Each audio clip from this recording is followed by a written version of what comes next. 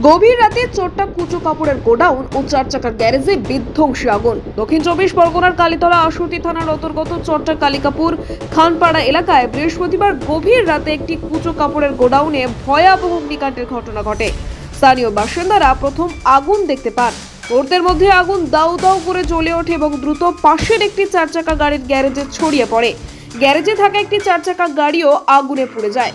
গভীর রাতে এই ঘটনায় এলাকায় আতঙ্কের সৃষ্টি হয়। খবর পেয়ে ঘটনাস্থলে পৌঁছায় ডায়মন্ড হারবার জেলা পুলিশের কালীতলা আশুতি থানার পুলিশ, অতিরিক্ত পুলিশ সুপার, কেন্দ্রীয় বাহিনী ও র্যাফের সদস্যরা।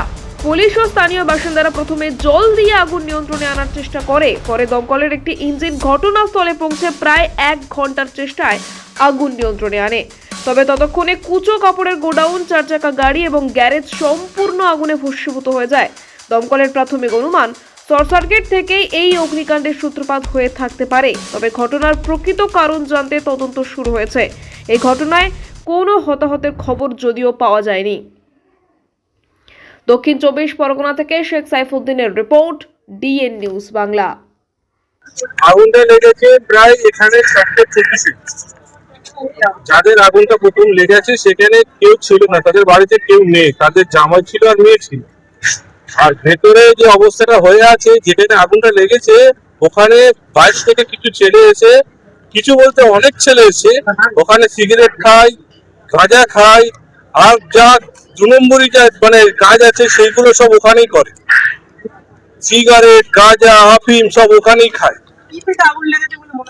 আমরা তো মনে করছি যে ওখান থেকে যে ওরা যে এসে আড্ডা মারে, ওখান থেকে যে ছেলেগুলো এসে যে আড্ডা মারে তাদের থেকে কোনো মানে অবস্থা মানে খারাপ হয়ে গিয়ে তাদের মানে কোনো অবস্থা, এই বৃষ্টির উপরে কেউ বাইরে ছিল না, আমরাও জানি না যখন আগুন লেগেছে। কিন্তু এর আগেও আমরা অবজেকশন জানিয়েছি, এর আগেও এরকম হয়েছে, এর আগে ছোটখাটো হয়েছিল, কিন্তু এই লাইনের ভেতরে সবাই জমি কিনে ভাড়াটিয়াদের ভাড়াটা দিয়ে দিচ্ছে। কিন্তু তারা কি করে, তাদের যে ভাড়াটা তোলার জন্য যাকে তাকে ভাড়াটা দিয়ে দেয়। তারা প্লাস্টিক কেনে, আবর্জনা কেনে, খুচরো কেনে, আমাদের যে ব্যবসাকালীন যে কাজগুলো হয় সে আরো অনেক মানুষের বাড়িতেও আগুন লেগে গেছে, 2-3টা বিল্ডিং এ আগুন লেগে গেছে। ঘটনাস্থলে কটি ইঞ্জিন এসে দরকার? 2-3টা ইঞ্জিন এসছে, কিন্তু তাই ইঞ্জিন ভালো কাজ করে না, পানি তো নয়, আরো আগে নিভে যেত। কিন্তু ফায়ার ব্রিগেড আসতে আসতে মানে আগুন বেড়ে গেছে তখন। হ্যাঁ, দেরি করে না, ঢোকার রাস্তা পাইনি তো, ওই জন্য পুলিশ এসেছে। হ্যাঁ পুলিশ এসছে। এখন কি আগুন নিয়ন্ত্রণে? হ্যাঁ, এখন আগুন অনেকটা নিয়ন্ত্রণে আছে, কিছু বাকি আছে, আমাদের ভাইরাসের কাজ করছে। কতটা ক্ষয়ক্ষতি তো অনেকটাই হয়েছে, এখন বোঝা যাচ্ছে না। সব মেয়ে ছেলেরা মানুষের কোনো ক্ষতি